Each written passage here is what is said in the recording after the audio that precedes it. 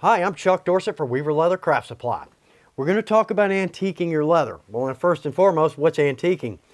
Antiquing is a gel. We're going to rub that on, we're going to apply it much like we would a dye or a finish, and it's going to sink down into the natural marks of the leather, but also if we've done any tooling or stamping, it's going to sink into those bevels and stamps. It's going to give it a gorgeous contrast. It's one of my favorite details. I've got some perfect examples here. I have three billets from some chaps. Now I've stamped a border in this billet and it's very clean, very straight and consistent. That's what I'm looking for. But I can't really see every detail. When I add the antiquing, every detail in that stamp is visible and it's just gorgeous. Now the downside to antiquing. The colors, in my opinion, are a little bit flat. They're a little lifeless. So what I tend to do is lay a dye first and then put my antiquing over that. Now the antiquing it'll darken or deaden that color just a little bit, but that's kind of what we're looking for. So I've got a project we're going to work on. We are not going to do the old tired floral wallet design with an antiquing. This is cool. Now I've got a scale pattern here. I've used the English point to make my scales, and that's actually in the English point tutorial. But you'll notice I've beveled on the downhill side of every scale. So when I hit this with my antiquing, the antiquing will sit down in those edges and it'll really make those scales pop.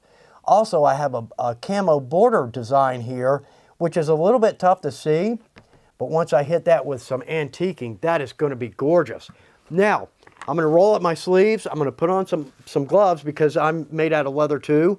And I will antique just as nicely as any veg tan strap. So I've got a dye table set up, ready to go. I'll meet you over there. Now I'm set and ready to go. Got my project dyed, it's dried. Now I could apply the antique with one of the buffing pads. These are great for dyes and stains, but what I find is when I go across this to remove the excess, it takes everything with it and I don't want that. So I tend to prefer a dauber. Now, the gel is a little bit thick. I would stir it when I first get the bottle. But what I'm going to do is get a good bit on my dauber. Now I'm going to go across this kind of in a circular motion. You can see it's real thick, but that's okay. We're going to wipe off a lot of the excess. And you can see I'm kind of pushing it into the bottoms of those scales. Nice. Now, as I work my way across, I'm not going to worry about my edges because I'll come back to those. Now I've got a portion of this ready, so what I'm going to do is I'm going to go ahead and start wiping off some of that excess just with a simple cotton rag. And now it's leaving the antiquing down in the grooves and gaps, which is what I want. So we're going to fast forward a little bit while I do this. And there we go, getting down towards the end. Now I'm going to wipe the excess off with my clean cotton rag.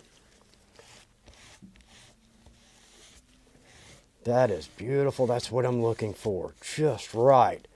Now let's polish just a little bit more. Now you notice too, I'm going to kind of work in a circular fashion. Very nice. Now I'm cleaning off. Now I've got just a little bit there that didn't stick, so let's fill that back in. Now, that is just right. It's a little bit darker. But once that dries, that red's going to lighten a little bit, and then when I hit that with a top coat, it's going to pop. So how'd we do? How'd it come out? Gorgeous. I took a little extra time walking over here from the dye table. It's only a 2-second walk, but I took 4 seconds to give it some time to dry. It's just what I want. I can see every detail in my scales. I can see every detail in my border stamp. It's muted that red to give it a very antique look. That is going to be a gorgeous holster. Well, I hope that works as well for you as it does for me. I love the antiques. It's a great detail. So good luck with your projects.